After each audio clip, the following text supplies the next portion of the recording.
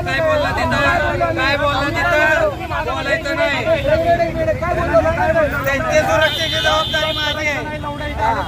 मला काय सांगतोय? मग तू कोर्टात बोलतो का? कोर्टाच्या पायरीवर बोलतो का? कोर्टाच्या मध्ये आमच्या